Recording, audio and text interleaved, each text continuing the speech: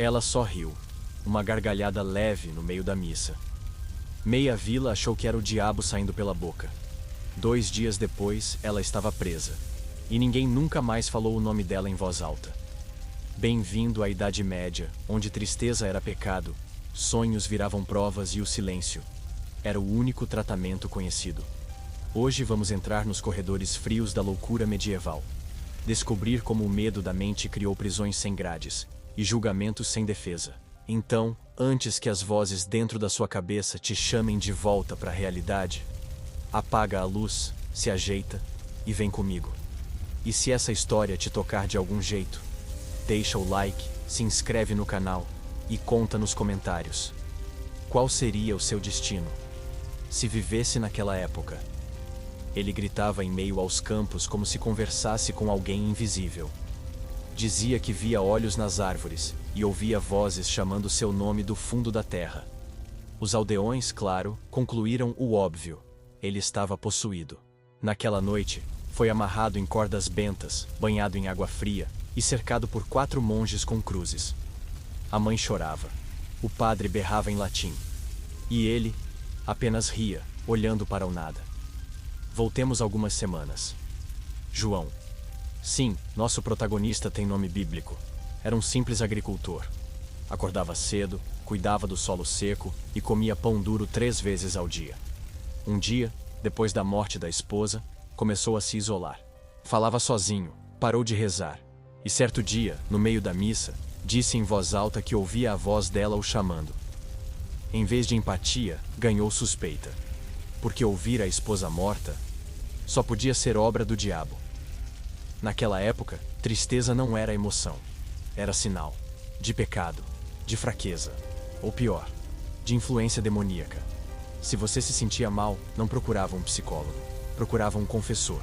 E se o confessor visse algo estranho nos seus olhos, você podia acabar jejuando por semanas, ou trancado com um crucifixo de madeira enfiado no cinto. João tentou avisar.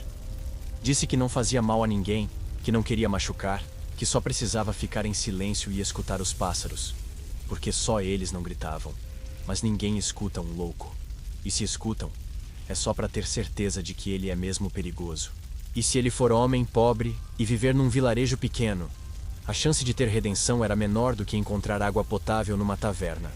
E é aqui que a Idade Média começa a nos cutucar com o dedo sujo da ignorância. Não havia transtorno mental. Havia obsessão maligna, histeria sagrada ou provação divina.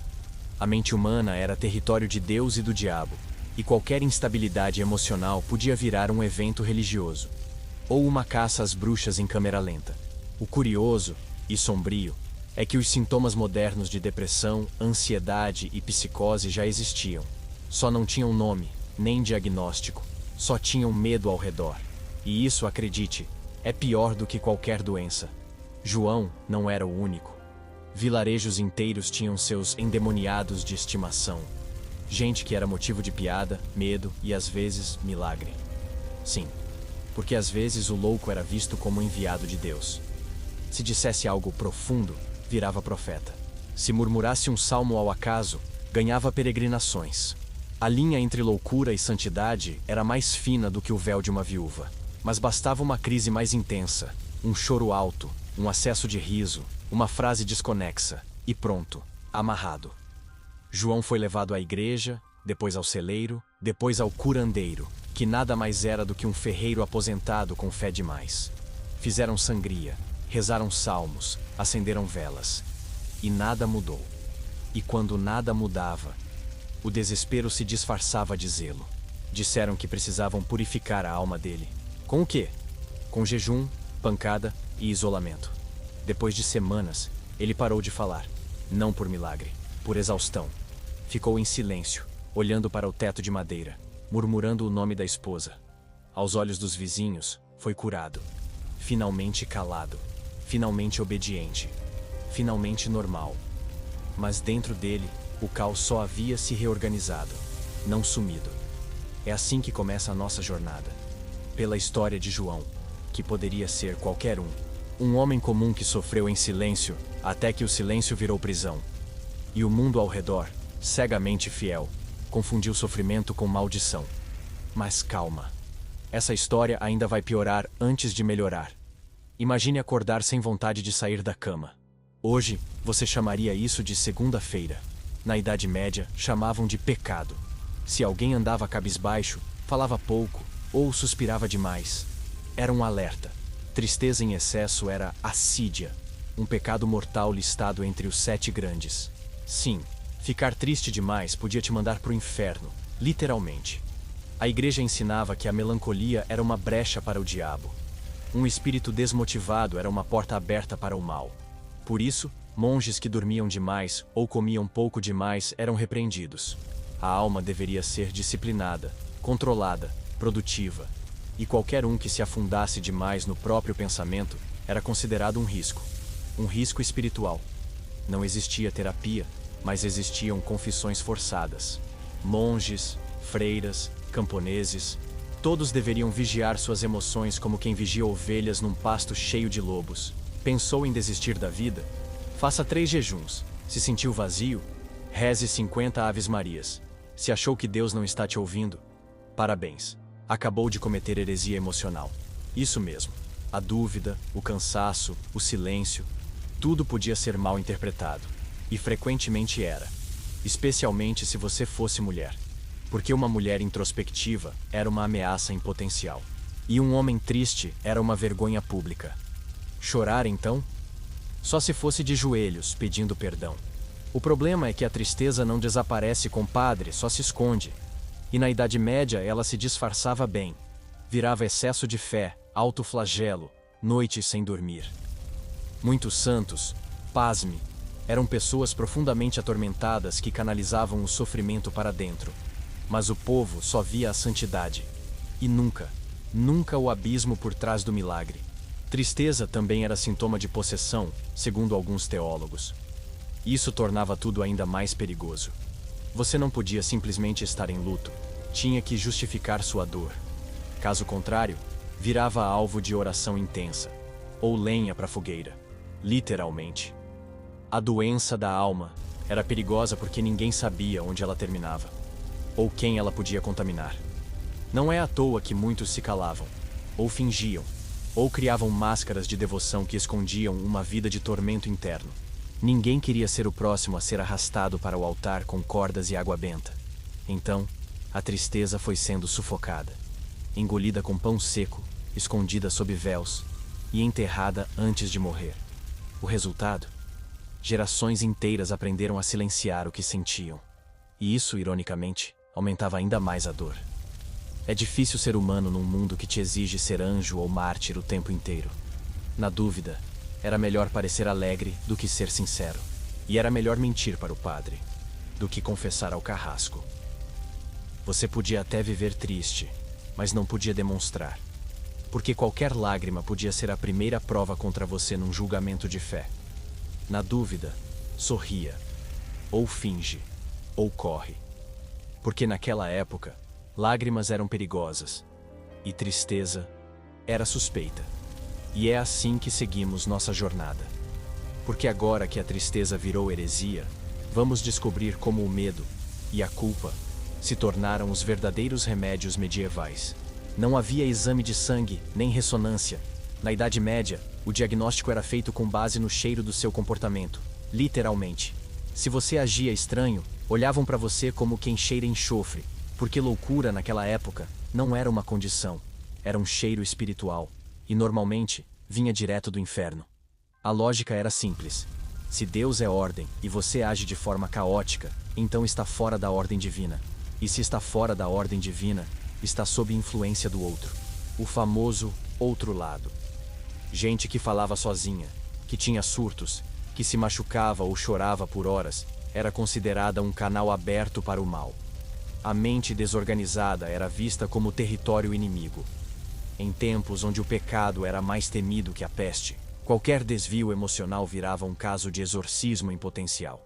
Você não podia apenas estar mal, precisava justificar. E se a explicação não fosse divina, então só podia ser diabólica. Não existia trauma, existia tentação.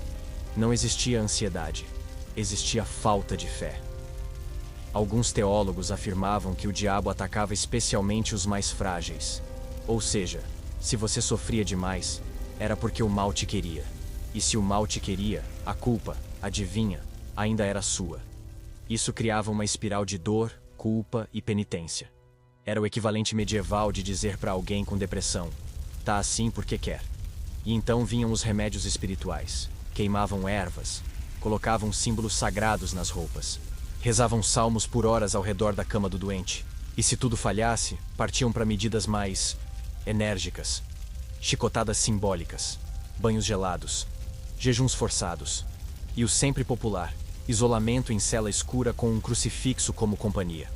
A loucura era tratada como epidemia. Não se sabia ao certo como ela surgia, mas se acreditava que era contagiosa, especialmente entre mulheres. Se uma começasse a delirar, logo diziam que outras podiam ser contaminadas. Era o surto coletivo antes do nome existir. E em vez de terapia em grupo, a solução era separar, calar e purificar. Até os gritos tinham hierarquia. Um nobre surtando era vítima de melancolia. Um camponês surtando era servo de Satanás. A classe social decidia o tipo de demônio que te habitava. E também o tipo de tratamento que você merecia. A misericórdia era proporcional à sua nobreza. E a salvação? Bem, nem sempre estava no cardápio. Esse medo generalizado da mente humana criou uma cultura de silêncio emocional. As pessoas tinham medo de pensar alto, de sentir demais, de questionar. A repressão virou hábito, a emoção virou pecado, e o sofrimento virou castigo merecido. O corpo podia adoecer. A mente, jamais. Isso era falta de caráter, ou de fé. E assim seguimos no mundo medieval, onde a alma precisava ser pura, mesmo que a mente estivesse em ruínas. Onde chorar demais era chamar o diabo. Onde sonhar demais era tentar roubar o lugar dos santos. E onde, no fim, a dor mental era vista não como tragédia, mas como culpa pessoal. Mas a loucura não se apagava, apenas mudava de forma. E no próximo capítulo, ela entra pelas portas dos primeiros hospitais. Se é que podemos chamar aquilo de hospital. Imagine um lugar úmido, com correntes nas paredes, cheiro de palha molhada e preces ecoando em latim. Agora, adicione um homem tremendo, amarrado, e um frade lendo versículos ao pé do ouvido dele. Bem-vindo ao primeiro hospital psiquiátrico da história. Se você pensou em acolhimento e tratamento, pensou errado. Isso aqui era a Idade Média. Esses espaços, chamados de asilos ou casas de misericórdia, surgiram com boas intenções. O problema é que o caminho para o inferno é pavimentado com elas, principalmente na Idade Média. Criados por ordens religiosas ou por reis muito devotos e muito desesperados, esses locais funcionavam como depósitos humanos. O objetivo era conter, não curar. Não havia medicina no sentido moderno. Havia fé, medo e improviso. Os internos, se é que podemos chamá-los assim, passavam os dias em jejum, oração, silêncio forçado e, às vezes, castigos físicos. Não porque os monges fossem sádicos, mas porque acreditavam sinceramente que a dor física purificava a alma. Loucura? Só se fosse espiritual. As celas eram minúsculas, escuras, úmidas, algumas sem janelas. Havia internos que passavam meses sem ver a luz do sol. E quando saíam, era para serem exibidos aos visitantes como prova do milagre divino. Ou como exemplo do que acontecia com quem se afastava de Deus. Era uma vitrine de sofrimento com cheiro de incenso e hipocrisia. Em muitos desses locais, a medicina grega ainda era usada como justificativa. A tal teoria dos humores, sangue, bile, fleuma, atrito com Marte e talvez Mercúrio retrógrado. O equilíbrio desses líquidos, diziam, era o segredo da saúde mental. Então, se alguém gritava demais, sangria. Se chorava demais, mais sangria. Se ficava em silêncio, provavelmente mais sangria. Alguns monges, mais entusiasmados, criavam terapias alternativas, como obrigar o doente a repetir passagens da Bíblia por horas, ou vesti-lo de penitente com uma pedra no pescoço. A ideia era simples. Se o sofrimento foi causado pelo pecado, o remédio era sofrer mais. Faz sentido? Não. Mas fazia sentido para quem achava que tristeza era falha moral. Não havia diferenciação entre loucura, melancolia, epilepsia ou trauma. Tudo era aflição da alma. E a alma, segundo a doutrina, era responsabilidade da igreja. Assim, os hospitais medievais eram mais parecidos com mosteiros punitivos. Um spa, só que ao contrário.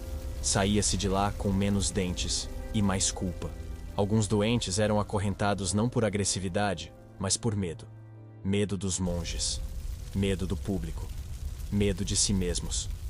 Era uma forma de dizer: você é perigoso, mesmo que não tenha feito nada. E esse estigma criava um ciclo. Quanto mais trancado, mais perturbado o sujeito ficava. E quanto mais perturbado, mais trancado ele era. A ironia cruel é que muitos que entravam por precaução saíam ainda piores, ou nem saíam. O ambiente não curava, a fé não bastava, e o tempo apenas endurecia os rostos e apagava os nomes. As casas de misericórdia viravam tumbas de gente viva. E a loucura, que podia ser tratada com compaixão, era alimentada com castigo. E assim seguimos. Porque no próximo capítulo, as coisas pioram ainda mais. Afinal, quando o médico, o padre e o carrasco entram na cela juntos, você já sabe que o paciente vai sair perdendo. Não é o começo de uma piada, infelizmente. É o resumo trágico da medicina mental medieval. Porque, na falta de um neurologista, chamava-se o que tinha: o padre para rezar, o médico para sangrar e o carrasco, bem, para o caso das duas primeiras opções falharem. Era um combo sagrado de tortura espiritual, biológica e, se necessário, física. A linha entre cuidado e punição era tênue. O médico, muitas vezes treinado apenas em astrologia e suposições de Galeno, aplicava tratamentos baseados em equilíbrio dos humores. O padre interpretava tudo como prova de pecado. E o carrasco? Bom, ele não interpretava. Ele agia. Um puxão aqui, uma exposição pública ali, e tudo parecia melhorar. Imagine estar trancado numa cela, tendo alucinações, chorando por ajuda, e ver essas três figuras se aproximando. Era como chamar o SAMU, e ver chegando um padre com um balde, um açougueiro com um machado, e um médico com um manual em grego. Ninguém falava com você. Apenas sobre você. E suas reações eram catalogadas com base em como o mal se manifestava. Muitos desses pacientes, ou prisioneiros, depende do ponto de vista, eram tratados como curiosidades.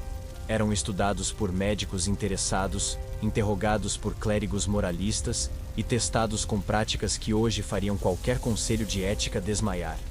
Os surtos eram incentivados como provas. O sofrimento era usado como espetáculo. Se você se contorcia, era o diabo. Se sorria demais, era deboche.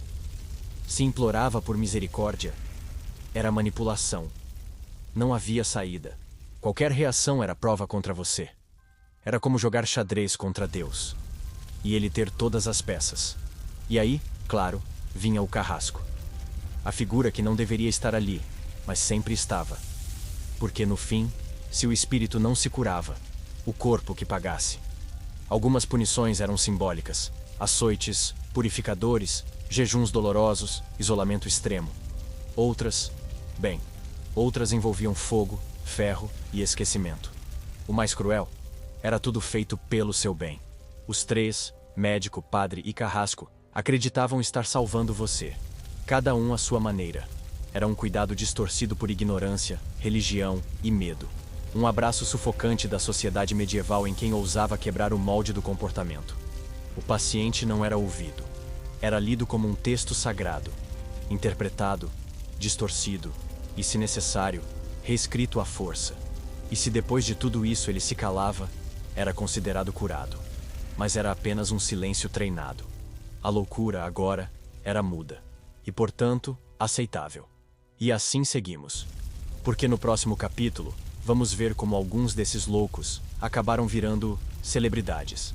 Uma mistura bizarra de santo, bobo da corte e animal de estimação da vila. Ele andava descalço, falava com as galinhas e recitava trechos da Bíblia misturados com letras de cantigas. Era ignorado por uns, temido por outros e admirado por meia dúzia de velhas religiosas. Era o doido da vila. Uma figura que, estranhamente, ocupava um espaço cativo nas comunidades medievais. Uma mistura de mascote, milagre e mau presságio. A cada vilarejo havia pelo menos um homem, às vezes uma mulher, que agia fora da ordem. Não era preso, mas também não era livre. Circulava pelas ruas como um fantasma colorido, falando coisas desconexas e sorrindo para o vento. E o mais estranho? Ninguém o expulsava. Porque no fundo, todo mundo achava que ele sabia de algo. A superstição fazia o povo enxergar loucura como uma linha direta com o sobrenatural. Se alguém delirava e falava o nome de um santo, podia ser um escolhido. Se apontava para alguém e dizia, o pecado está aí, causava pânico. Era uma autoridade involuntária, um profeta sujo, um oráculo com piolhos. E isso gerava uma relação estranha entre medo e fascínio. Às vezes, a comunidade alimentava o louco. Dava roupas, pão, um canto para dormir. Não por caridade, mas por superstição. Era como alimentar um espírito para ele não ficar bravo. O louco virava quase um totem ambulante. Um símbolo de algo sagrado e perigoso ao mesmo tempo. A sua presença era uma lembrança. A linha entre sanidade e danação era tênue. Outros, porém, viam nele uma ameaça. Qualquer frase fora de hora podia virar profecia. Qualquer gesto estranho podia ser interpretado como sinal do fim. E como tudo na Idade Média era símbolo de algo maior, o louco era visto como um espelho torto de todos. Se ele existia, talvez todos estivéssemos um pouco quebrados. Em algumas aldeias, ele virava bobo da corte improvisado, não por graça, mas porque sua imprevisibilidade era entretenimento. Crianças o seguiam, velhas o abençoavam, bêbados jogavam moedas. Era um circo sem lona, e cada gesto do louco virava lenda, passada de boca em boca, transformando-se em milagre ou maldição, conforme a conveniência. O curioso é que, mesmo sendo marginal, o louco da vila era necessário. Era o respiro da rigidez social. Enquanto todos fingiam normalidade, ele era o lembrete ambulante de que o mundo não fazia sentido, de que Deus não explicava tudo, e de que a mente era um terreno mais misterioso que qualquer floresta amaldiçoada. Mas essa tolerância tinha prazo. Bastava um gesto agressivo, uma palavra errada, uma crise mais forte, e pronto. O que antes era pitada de misticismo, virava prova de possessão. E o que antes era mascote, virava herege. Era uma linha fina entre o exótico e o exorcizado, entre a curiosidade e a condenação. E era nessa corda bamba que o louco da vila vivia, dançando entre a fé e o medo, entre a proteção e a perseguição. Aceito, mas nunca acolhido. Visto, mas nunca compreendido. Era o lembrete vivo de tudo que a Idade Média não conseguia entender. E por isso, precisava manter por perto. E é com esse mesmo desequilíbrio que seguimos. Porque agora chegou a hora de entender como Deus, na Idade Média, podia ser tanto consolo quanto sentença. Era sempre Ele, o último recurso, o primeiro diagnóstico e o juiz final, Deus. Na Idade Média, tudo o que a ciência não explicava, Ele explicava, com trovões, sinais e castigos silenciosos.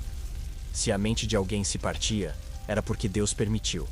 E se Deus permitiu, talvez estivesse testando, ou punindo, ou simplesmente limpando a terra de mais um pecador inconveniente. A fé era a lente pela qual tudo era visto. Você surtava? Jejue. Você chorava demais? Reze. Você gritava com o vento? Confesse seus pecados. A ideia era simples. Se sua mente está em ruínas, é porque sua alma também está. E a alma é território de Deus. Então, trate de purificá-la. Ou Deus o fará, à força. Mas havia um problema nessa equação divina. Nem todos aguentavam. Muitos afundavam ainda mais. E quando a fé não bastava, o povo começava a desconfiar. Porque na Idade Média, persistência no sofrimento era sinal de resistência ao divino. E resistência ao divino era coisa de bruxa, ou pior, de herege. Daí para a fogueira era um sopro. Bastava um clérigo mais exaltado, uma vizinha fofoqueira e um padre com agenda vazia. O diagnóstico espiritual virava sentença, e o que começou com ladainha terminava com lenha. Deus vai curar, diziam. Mas se ele não curasse, era porque a alma estava perdida. E quando uma alma se perde, o corpo é descartável. Nem sempre o fogo era literal. Às vezes era simbólico. Pessoas fora do eixo eram expulsas, isoladas, proibidas de frequentar a missa, ou viravam alvo de humilhações públicas. A vergonha era uma arma poderosa. E o silêncio de Deus era preenchido com gritos humanos. Grupos inteiros assistiam ao sofrimento alheio como forma de purgar suas próprias culpas. A fé que poderia acolher muitas vezes oprimia, porque era moldada por homens com medo. E o medo, como sabemos, é um péssimo conselheiro. Padres inseguros usavam o púlpito para julgar. Aldeões amedrontados seguiam como gado. E qualquer sinal de diferença emocional virava espetáculo. Ou sentença. Curar virou sinônimo de calar. Se a pessoa parava de gritar, era milagre. Se parava de resistir, era obediência. Se parava de viver, era alívio divino. A saúde mental era medida pela submissão. Quanto menos você incomodava, mais curado parecia. Era a fé transformada em ferramenta de controle, e o sofrimento em prova de fidelidade. Havia, claro, exceções. Monges com compaixão verdadeira. Mulheres sábias que usavam ervas e escuta como forma de cura. Mas eram poucas, muito poucas, e quase sempre perseguidas. Porque quando a salvação vira regra, a bondade vira desvio. E o desvio, na Idade Média, era perigoso demais para ser tolerado. E assim seguimos. Porque no próximo capítulo, vamos descobrir que até onde e quando você surtava, também fazia diferença. Principalmente se o surto fosse no lugar errado. Na Idade Média, até a loucura tinha CEP. Se você surtasse no meio do mato, ninguém ligava. Talvez até achassem que era algum ritual esquisito ou conversa com o Espírito Santo. Mas se você ousasse delirar dentro dos muros de um castelo, aí o buraco era mais embaixo. Porque nobreza não gostava de barulho, muito menos vindo de plebeus confusos e emocionais. O camponês podia até berrar com as vacas e arrancar os cabelos ao lado do poço. Isso era aceito. Era coisa do trabalho duro. Mas dentro da cidade murada, entre estandartes e tapeçarias, qualquer alteração de comportamento era vista como ameaça à ordem divina. A sanidade era um privilégio territorial. E o surto, um luxo permitido apenas longe da elite. Se um servo começasse a falar sozinho no mercado, logo era arrastado pela barba para a parte mais escondida da vila. Mas se o mesmo comportamento acontecesse numa cerimônia real, os olhos se arregalavam, os punhos se fechavam, e o carrasco começava a se aquecer os instrumentos. A nobreza confundia descontrole emocional com sabotagem, com feitiçaria, com traição. O lugar definia a gravidade do sintoma. Um homem chorando no campo era um triste. No palácio, era um lunático. Uma mulher rindo sozinha na floresta era só excêntrica. No pátio da igreja, bruxa. A mesma emoção, a mesma pessoa, mas o cenário transformava tudo. Como se a loucura tivesse GPS e passasse de inofensiva a imperdoável em metros quadrados. E havia mais. Se o louco fosse pobre, a repressão era imediata. Se fosse nobre, bem, aí entrava o latim pomposo da melancolia aristocrática. O sofrimento da elite era poético, era sinal de sensibilidade. Um cavaleiro introspectivo era profundo. Um camponês introspectivo, preguiçoso, perigoso, próximo da possessão. Essas diferenças moldaram o modo como o sofrimento mental era tratado, ou ignorado. Nas casas humildes, o louco era trancado no porão. Nos castelos, era mandado para retiros religiosos. Nos conventos, escreviam sobre os delírios. Nas aldeias, silenciavam com força. A geografia da dor era cruel e profundamente desigual. A própria arquitetura ajudava. Nos feudos, havia quartos secretos, jardins isolados, cavernas de oração. Tudo perfeito para esconder os que não encaixavam. Já nas aldeias, não havia onde esconder ninguém. Então, escondia-se com vergonha, com silêncio, com medo e com crueldade disfarçada de zelo cristão. Gritar sozinho era permitido, desde que fosse longe, desde que não atrapalhasse o comércio, a missa ou a soneca do senhor feudal. A loucura aceitável era aquela que não incomodava, que não fazia barulho, que não sujava a estética da ordem, que não lembrava ninguém da própria fragilidade mental. E com essa geopolítica emocional, seguimos. Porque no próximo capítulo, a pergunta muda. E o que era equilíbrio mental para esse povo, afinal? Spoiler: não envolvia meditação nem journaling. Na Idade Média, ninguém fazia terapia, mas todo mundo julgava o comportamento alheio como se fosse analista credenciado. E o conceito de equilíbrio mental era simples: não chore, não questione, não sonhe alto demais. E acima de tudo, obedeça. Se você seguia o padrão e mantinha o rosto imóvel na missa, parabéns. Era considerado são. Mas vamos ser honestos. Como medir equilíbrio num mundo onde a maioria das pessoas nunca viu o próprio reflexo? Os espelhos eram raros, a autoimagem era turva e a introspecção inexistente. Você era o que diziam que você era. Se te chamassem de herege, pronto, virava. Se te chamassem de abençoado, idem. Sua identidade era moldada a marteladas sociais. A sanidade era um teatro coletivo. Os papéis eram fixos. O pai devoto, a mãe silenciosa, o filho obediente. Qualquer improviso virava ameaça. Se alguém desviava do roteiro, se gritava, chorava ou ria fora de hora, era interpretado como desequilíbrio. Mas, convenhamos, o desequilíbrio real era seguir aquele script sem surtar. Na prática, o equilibrado era quem sabia fingir bem. Quem acordava com dor e ainda assim agradecia. Quem perdia um filho e continuava tecendo. Quem ouvia absurdos do padre e dizia amém. A saúde mental, portanto, era mais uma performance do que um estado real. Uma coreografia de aparências que mantinha todos funcionando, ou quase. O que chamavam de razão era, na verdade, conformidade. E o que chamavam de desvario era, muitas vezes, só exaustão emocional. Não existia espaço para ambiguidade. Ou você era normal, ou era perigoso. E o julgamento vinha rápido, como uma espada afiada segurada por uma mão tremendo de medo. Os próprios religiosos tinham padrões insanos. Monges dormindo 3 horas por noite. Freiras que jejuavam até desmaiar. E tudo isso era considerado exemplo de virtude. Mas se um camponês fizesse o mesmo, loucura. A espiritualidade virou um disfarce para neuroses institucionalizadas e a piedade extrema, uma válvula de escape para mentes à beira do colapso. Não havia vocabulário para sentimentos complexos. O que hoje chamamos de ansiedade era pressa do diabo, burnout, preguiça espiritual, transtorno de humor, falta de fé. Tudo era reduzido à moral. Ou você era forte como São Jorge, ou fraco como Judas. E o espaço entre os dois era um abismo que ninguém queria cair. O curioso é que os que mais sofriam eram muitas vezes os mais lúcidos. Percebiam as contradições, as injustiças, o peso absurdo da religiosidade. Mas sem poder falar, eram vistos como loucos. A lucidez sem voz vira delírio aos olhos dos outros.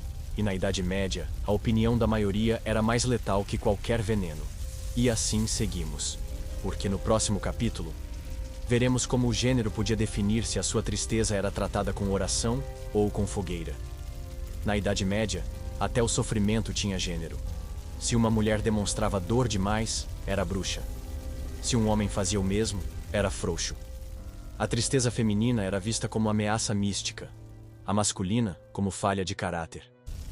O desequilíbrio emocional não era apenas um problema pessoal, era uma ofensa social. E as consequências variavam conforme o sexo. Mulheres que choravam demais eram acusadas de manipulação. Se gritassem, estavam possuídas. Se calassem, estavam tramando algo. Qualquer expressão era perigosa.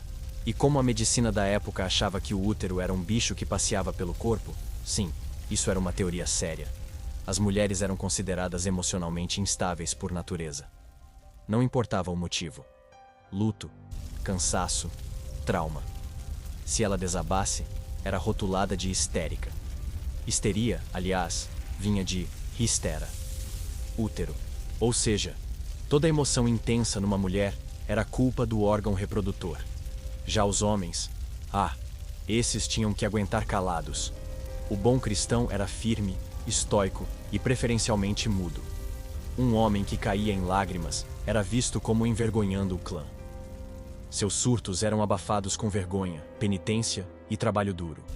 Nada de acolhimento, nada de escuta. Ele era chamado de fraco, de indigno, de frouxo. Enquanto a mulher era purificada com rezas, o homem era empurrado para a guerra, ou para dentro de si. E assim, ambos os sexos perdiam. A mulher era sacrificada à fogueira do medo, o homem ao silêncio corrosivo da vergonha. O sofrimento feminino era criminalizado, o masculino ridicularizado, ambos sufocados, mas por ferramentas diferentes. Um era acorrentado com dogmas, o outro com expectativas. Curiosamente, algumas mulheres conseguiram virar o jogo. Fingiam visões, diziam ouvir santos, e eram acolhidas em conventos como iluminadas. Mas era uma roleta russa espiritual. Uma revelação mal interpretada podia ser bênção, ou sentença. Já os homens tinham menos margem de manobra. Ou eram santos, ou eram perigosos, ou calavam, ou apanhavam. A Inquisição ajudou a reforçar esses papéis. Boa parte das bruxas queimadas eram mulheres comuns, sofridas, que ousaram demonstrar desconforto, dor, saber. Já os homens acusados de loucura eram tratados com humilhação pública, mas raramente com fogueira. A fogueira era reservada às que sangravam. Essa desigualdade emocional moldou séculos. A forma como vemos hoje a vulnerabilidade tem raízes ali, no medo do feminino e na vergonha do masculino. O homem que não chora é forte. A mulher que chora é louca. E assim seguimos, repetindo padrões que começaram num altar cheio de velas e terminavam em piras acesas ao pôr do sol. E no próximo capítulo, vamos conhecer os tratamentos que prometiam curar a alma, com um balde de água benta, um corte no braço e uma oração bem agressiva. Tratamentos. Sim, eles existiam, mas talvez fosse melhor não existirem, porque na Idade Média, cuidar da mente era como tentar apagar incêndio com óleo fervente. E os métodos variavam entre o simbólico, o assustador e o absolutamente inútil. Vamos lá. Oração, sangria e, acredite, água benta no ouvido. Um ritual completo para expulsar o mal por todos os orifícios possíveis. A oração vinha primeiro, claro. Era o protocolo oficial. Rezar sobre a cabeça do doente, de preferência com voz grave e dramática, em latim, mesmo que ninguém entendesse nada. Às vezes era uma novena. Às vezes um exorcismo improvisado.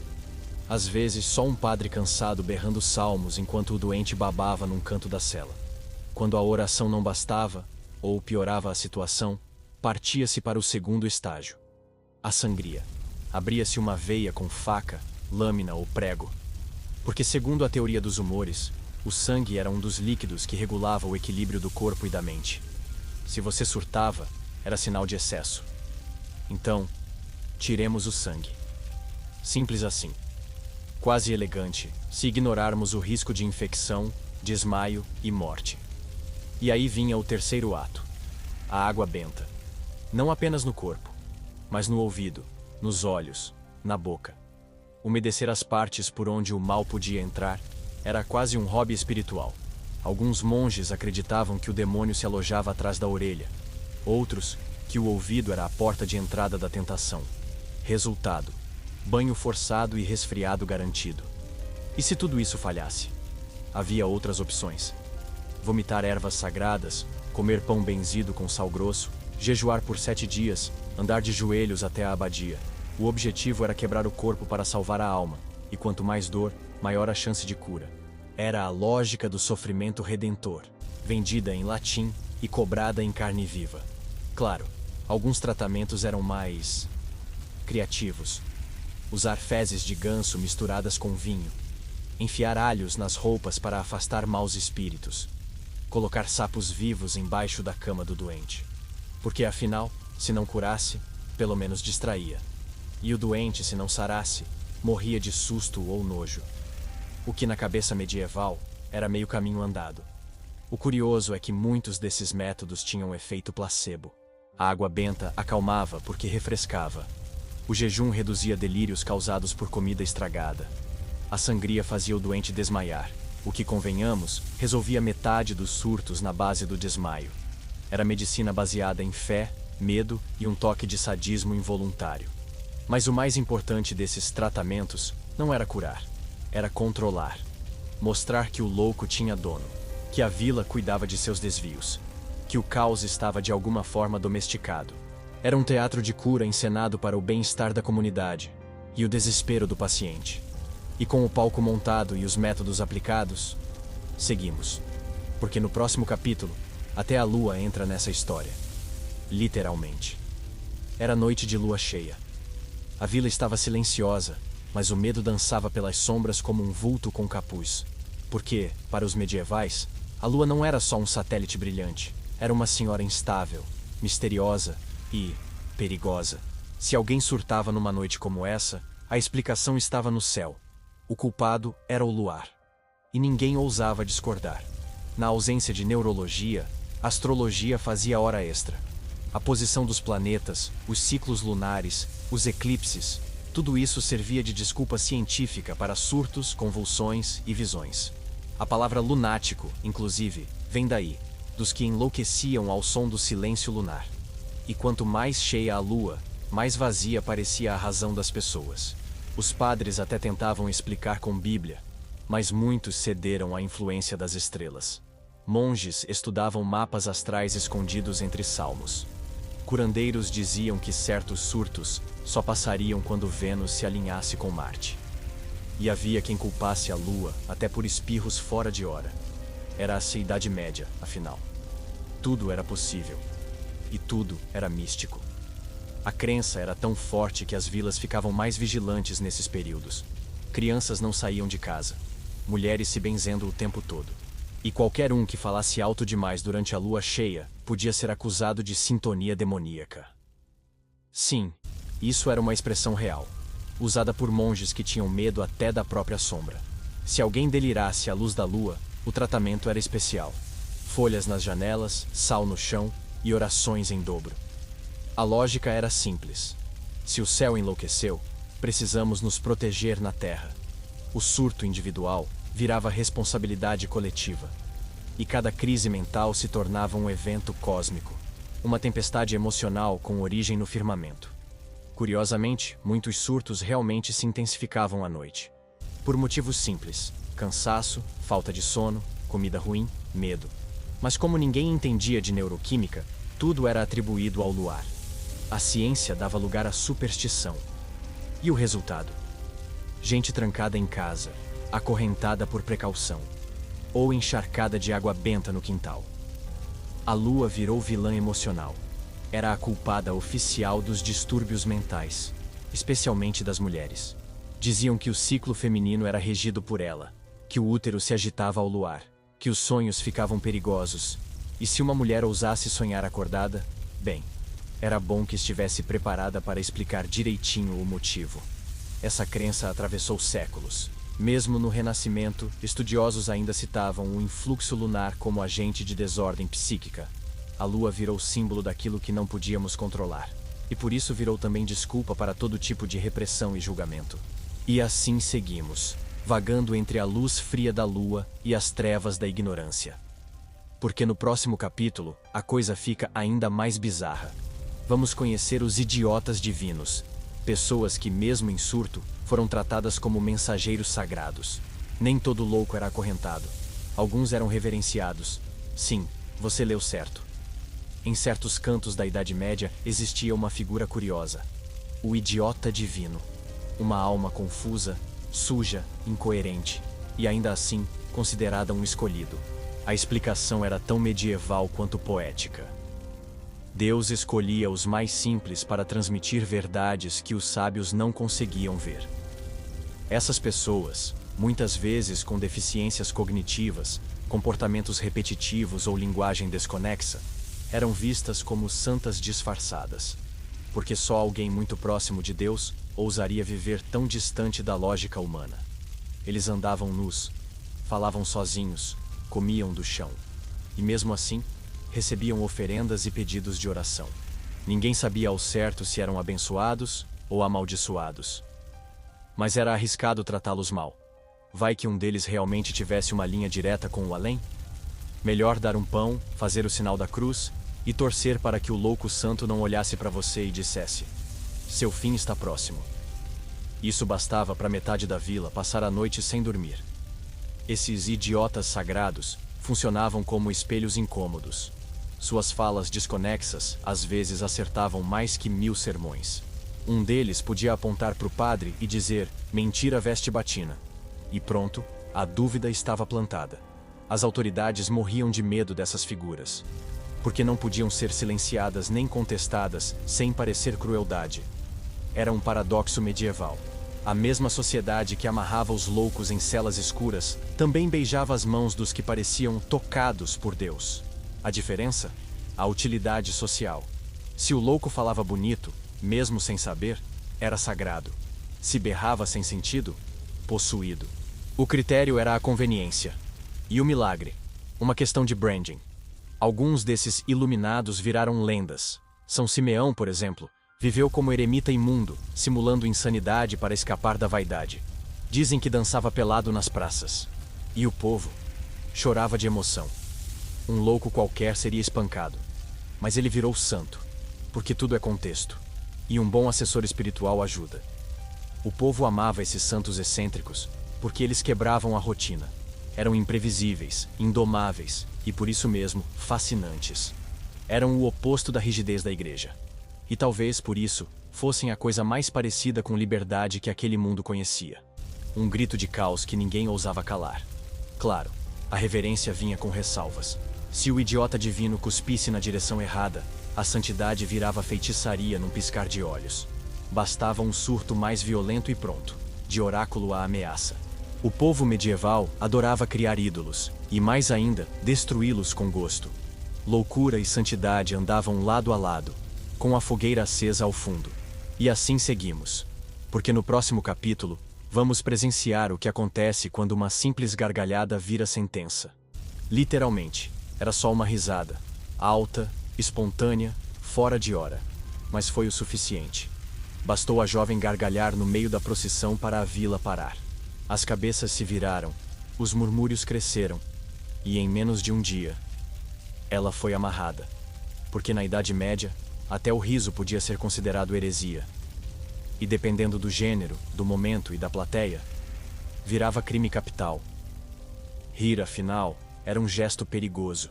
Rompia com o silêncio devoto, zombava da ordem divina e, o pior, podia contagiar.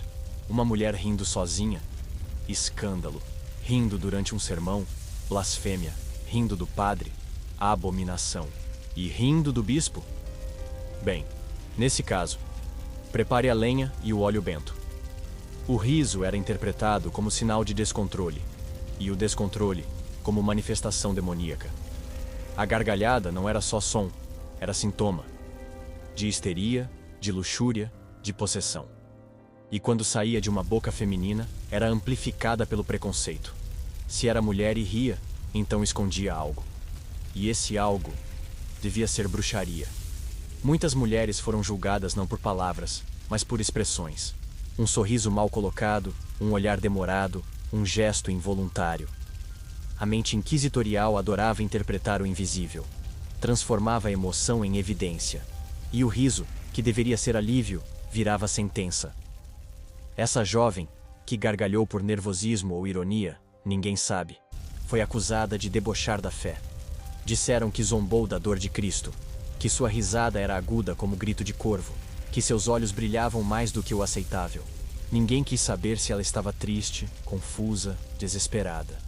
Rir no momento errado era, em si, um ritual proibido. Na Idade Média, não havia espaço para espontaneidade. Emoção era medida, vigiada, regulamentada. Rir demais era tão suspeito quanto chorar demais. E convenhamos, ninguém vigiava tanto os outros quanto os devotos. A religião da época era menos sobre fé e mais sobre controle. E o riso escapa. O riso é livre. Por isso, precisava ser punido. Na fogueira, disseram que ela ria ainda.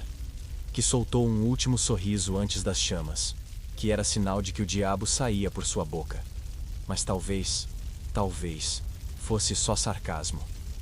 Uma risada amarga diante da ignorância alheia. Uma explosão de lucidez no meio da insanidade coletiva.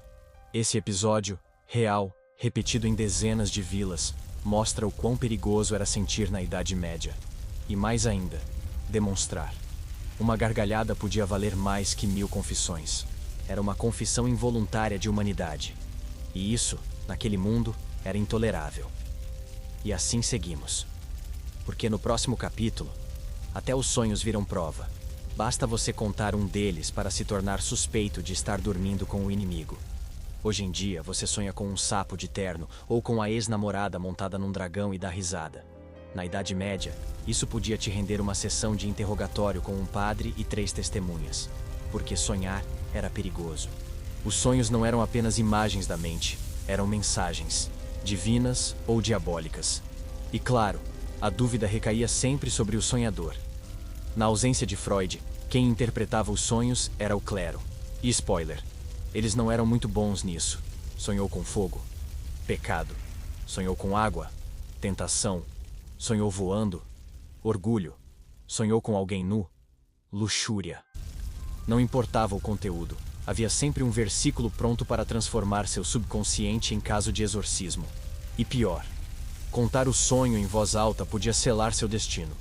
Se você inocentemente dissesse que viu um anjo estranho ou ouviu uma voz no escuro, pronto. Era o suficiente para gerar um boato, virar conversa na taverna, chegar aos ouvidos do padre e terminar com você sendo chamado à sacristia. E ninguém queria uma reunião particular com um inquisidor sonolento. Alguns acreditavam que os sonhos revelavam o estado da alma. Uma alma pura sonhava com castelos e santos. Uma alma suja sonhava com lama, cobras e, claro, encontros suspeitos. E como a maioria das pessoas andava estressada, mal alimentada e traumatizada, bom, os sonhos eram quase sempre incriminadores. Mulheres eram alvos fáceis. Sonhar com um homem podia virar acusação de adultério espiritual. Sonhar com vozes era sinal de mediunidade, o que beirava a feitiçaria. E se a mulher ousasse sonhar com si mesma em destaque, aí era sinal claro de orgulho. Um pecado com nome, endereço e fogueira reservada. Até os sonhos proféticos, que em outros contextos seriam celebrados, podiam ser traiçoeiros. Se você previu algo ruim, era bruxo. Se previu algo bom e aconteceu, também era bruxo. Só havia uma forma segura de sonhar: em silêncio. E de preferência, não sonhar nada. O mundo era tão opressor que até no descanso as pessoas tinham que vigiar a própria alma. Essa vigilância noturna gerava um efeito colateral cruel: o medo de dormir.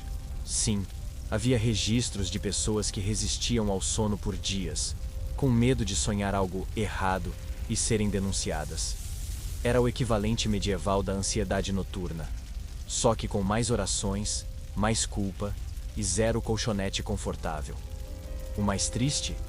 Muitos dos que confessaram sonhos perigosos estavam só tentando encontrar consolo, expressar uma saudade, uma dor, um desejo.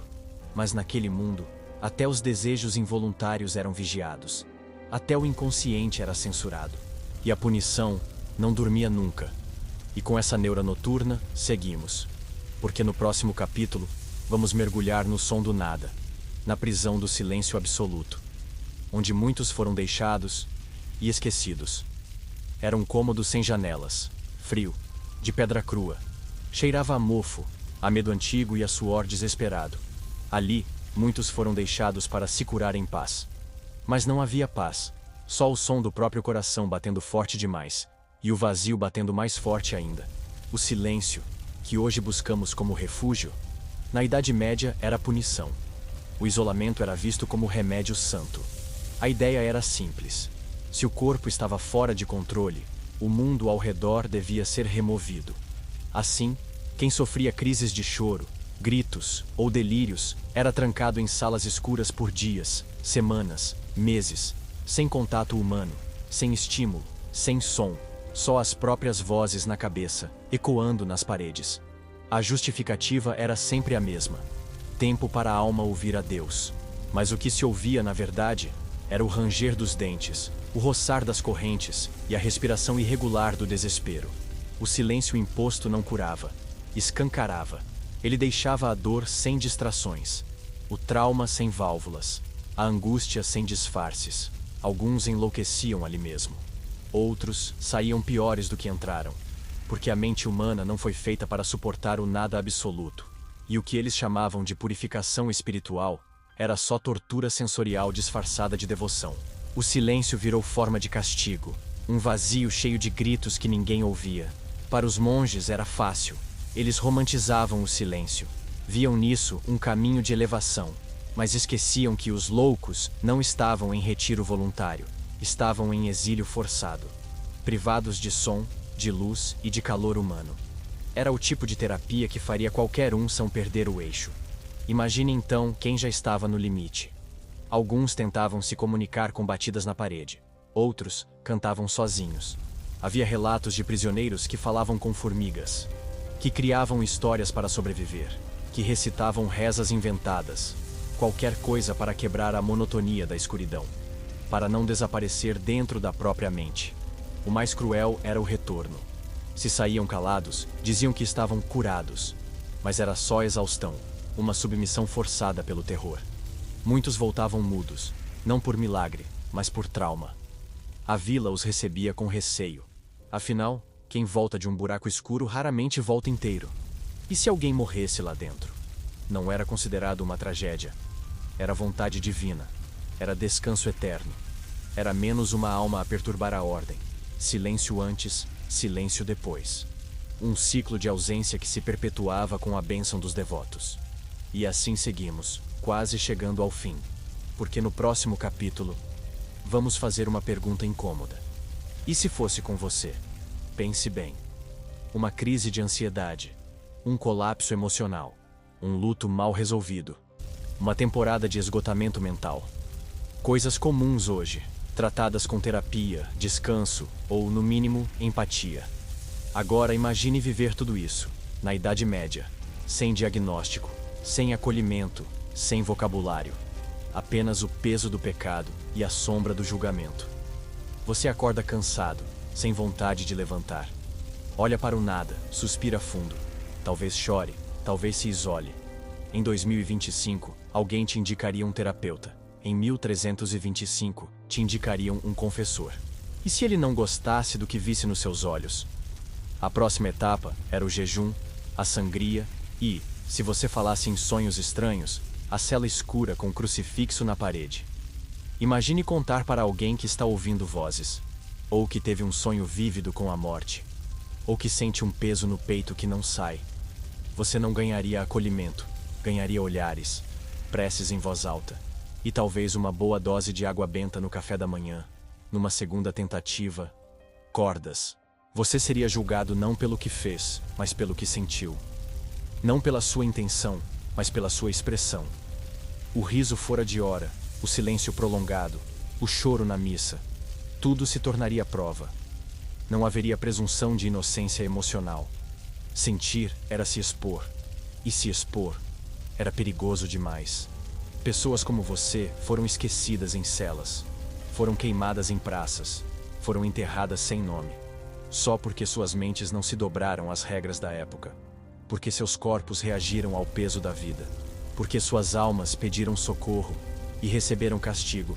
É incômodo imaginar, mas necessário.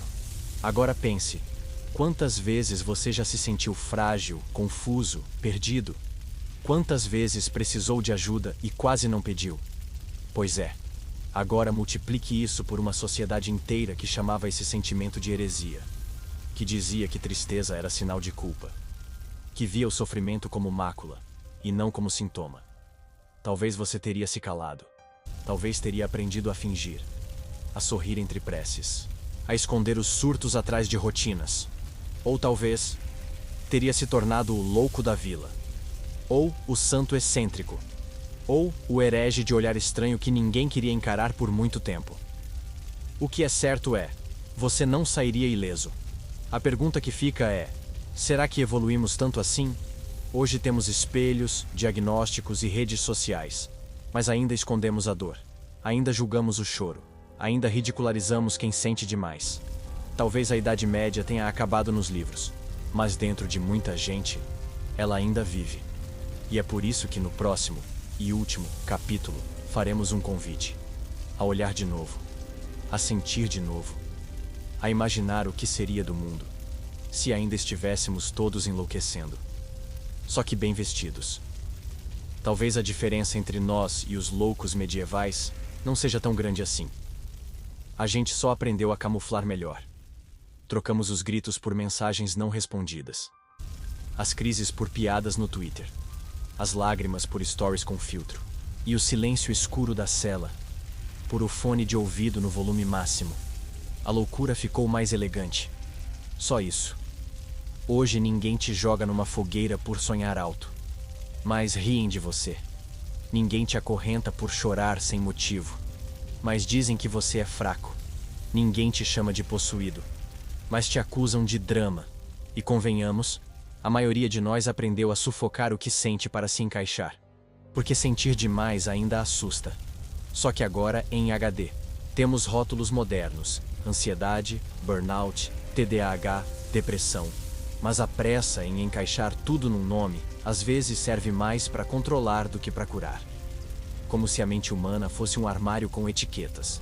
E se você não se organiza direito, já sabe, vai para a prateleira dos quebrados. Só que agora com o aplicativo de meditação incluso. A verdade é que ainda vivemos com medo do que não entendemos. Ainda evitamos olhar nos olhos de quem sofre. Ainda atravessamos a rua emocional quando vemos alguém fora da linha. A Idade Média acabou, mas o desconforto com o sofrimento humano ainda está vivo e andando pelas vilas. Só que agora, de terno e com perfil no LinkedIn. Talvez sejamos todos um pouco idiotas divinos, falando sozinhos nos ônibus, rezando para algoritmos, confessando em caixas de texto, esperando um milagre na forma de mensagem não visualizada. E tudo isso enquanto dizemos, tá tudo bem, com a mesma convicção de um camponês sorrindo pro inquisidor. Mas a pergunta final não é quem é louco. A pergunta é quem está fingindo melhor. Porque às vezes, os que mais parecem equilibrados são os que já desistiram de sentir. E os que choram demais ainda estão tentando se salvar. Talvez os loucos de ontem fossem só os corajosos demais para fingir.